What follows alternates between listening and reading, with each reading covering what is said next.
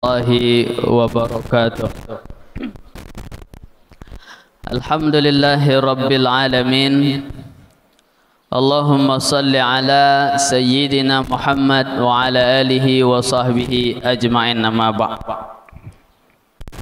Segala puji syukur bagi Allah Subhanahu wa taala,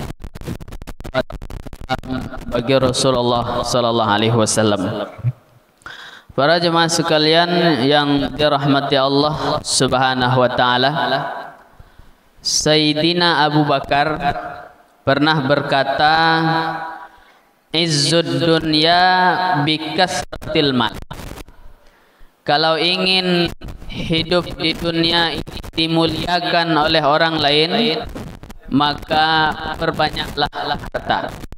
Dalam arti kata, kalau hidup di dunia nak mulia di dunia, maka jadilah orang kaya. Kalau hidup di dunia nak dimuliakan orang lain, maka buatlah tinggi jabatan. Kalau jabatan tinggi, hidup kaya, maka akan dihargai dan dihormati oleh orang lain. Tetapi kita harus ingat yang bahwa apabila seseorang tunduk, apabila seseorang patuh, apabila seseorang merendah kepada orang lain karena hartanya, karena jabatannya, maka sepertiga iman daripada orang ini hilang. Dalam arti kata, kalau kita tunduk kepada seseorang karena ia kaya, apabila kita tunduk kepada seseorang karena ia punya jabatan yang tinggi, maka dengan sebab itu sepertiga iman kita hilang. Ini kalau hidup di dunia. Kalau pengen hidup di dunia mulia, jadi orang kaya, jadi pejabat tinggi, mulia di dunia. Wa'izzul akhirah bikasratil a'mal. Tapi kalau nak mulia di akhirat, kata Sayyidina Abu Bakar, perbanyak amal, banyak-banyak sedekah, banyak-banyak Al-Quran, banyak-banyak baca zikir, banyak-banyak amal yang soleh lainnya. Kalau banyak amal soleh, maka hidup di akhirat menjadi mulia. Karena wal asri innal insana lafi khusr illa alladzina amanu wa amilus solihat. Orang yang beruntung di yaumil akhirah, orang yang beriman, beramal soleh, banyak amal solehnya, beruntung di akhirat, mulia dia di akhirat. Maka oleh karena itu, karena di bulan suci Ramadan ini, kalau kita nak seharusnya, kalau kita pengen kita ni mulia di akhirat, bulan Ramadan ni lebih lagi kita memperbanyak amal soleh, lebih banyak lagi solat sunnahnya, lebih banyak lagi Al-Qurannya. Maka seharusnya solat tarawih kita bukan solat 8 tapi 20. Maka seharusnya kalau kita memang peduli dengan kehidupan akhirat kita, solat tarawih kita 20 ayatnya, bukan pendek-pendek 1 juz. Itu seharusnya kalau kita berfikir kepada kemuliaan akhirat.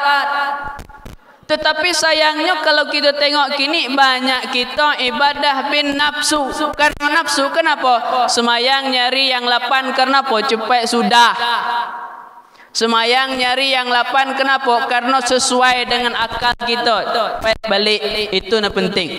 Padahal kalau nak mulia di akhirat, semayang tarawihnya 20. Dan juga ternyata solat tarawih 20 ini adalah berdasarkan ijma' para ulama. Imam Hanafi 20, Imam Maliki 20, Imam Syafi'i 20, Imam Hambali 20. Tak ada salah satu mazhab yang mengatakan bahawa semayang tarawih itu 8. Kini nak ditanya 8 tu mazhab siapa? Mazhab siapa? Oh, kami tak ada mazhab, Ustaz. Imam Bukhari bermazhab Imam Baihaqi bermazhab, Imam Muslim bermazhab, pengikut mazhab Imam Syafi'i. Ahli hadis bermazhab, masa awak ada bermazhab? Maka seharusnya kita berfikir pakai logika, pakai akal yang sehat, pakai ilmu, berfikir bahawa solat tarawih kita seharusnya 20 kalau kita nak memang mulia di yaumil akhirah. Ternyata tak sebatas itu. Salat tarawih 20 ini adalah ijma' sahabi. Macam mana maksud ijma' sahabi? Para sahabat sepakat bahawa tarawih itu 20. Kenapa saya katakan demikian?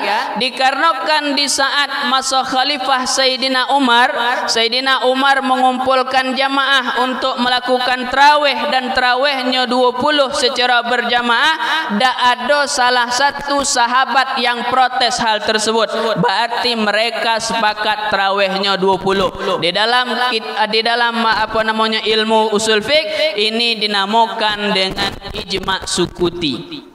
Bahawa mazhab ini sepakat dengan cara tidak memprotes bahawa solat tarawih kita tu 20. Okey, ini kita nak membantah misalnya.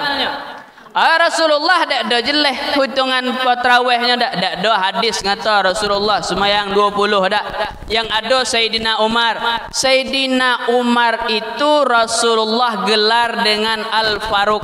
Apa maksud daripada Al-Faruq? Seseorang yang membedakan, yang memisahkan antara hak yang batil.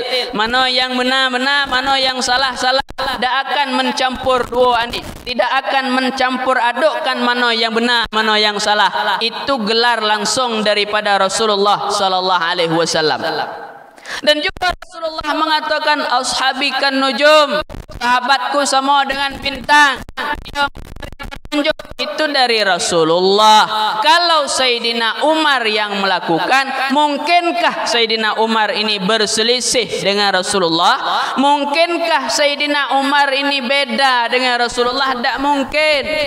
Kenapa? Karena Sayyidina Umar paling pengikut Rasulullah sallallahu alaihi wasallam, orang yang cinta kepada Rasulullah sallallahu alaihi wasallam, sehingga di dalam riwayat itu pernah dikatakan yang bahawa di saat Sayyidina Umar ni nak membelah sebuah semangkuk, kata Sayyidina Umar, jangan dulu, tunggu Rasulullah tiba. Macam mana cara melah semangkuk ni?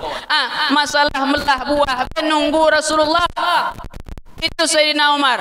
Maka tak mungkin perbuatan Sayyidina Umar itu selisih daripada Rasulullah sallallahu alaihi wasallam. Oleh kerana itu, para ulama sepakat yang bahawa dalil yang menunjukkan tarawih itu 20 adalah hadis daripada perlakuan Sayyidina Umar yang melakukan, yang mengumpulkan para jamaah, para sahabat, solat tarawihnya 20 rakaat. Maka kini kita berfikir yang bahawa kita ni sebenarnya ngejar mulia di dunia ataupun ngejar mulia di akhirat. Kini tu lantak kono lah. Ganti nak 8 serah tu. Yang nak pilih 20 serah lah situ. Kita pribadi. Balik kepada kita pribadi. Kita milih nama mana? Kita mulia, nak pengen mulia yang mana? Seharusnya di bulan Ramadan kita nak banyak Al-Quran, nak banyak ibadah, nak banyak segala hal, nak banyak. Kenapa? Izzul akhirah, kemuliaan akhirat dengan amal yang soleh, banyak buat amal soleh. Maka oleh karena itu perbanyak Al-Quran, perbanyak ibadah. Semoga Allah beri kita taufik hidayahnya untuk memperbanyak amal soleh kita dan beribadah dengan ilmu sesuai dengan yang telah digaris bawahi oleh para ulama. Kenapa harus ulama? Karena kita tak mampu ngambil hukum dari Al-Quran, kita tak mampu ngambil hukum daripada hadis, kita tak mampu macam mana cara menjadikan hadis ini menjadi sebuah hukum. Maka kita mencari pendapat ulama, yang ulama ni mengambil pendapat daripada hadis. Dalam arti kita tak ada berselisih daripada hadis. Amin ya rabbal alamin. Semoga kita menjadi hamba yang taat. Assalamualaikum warahmatullahi wabarakatuh.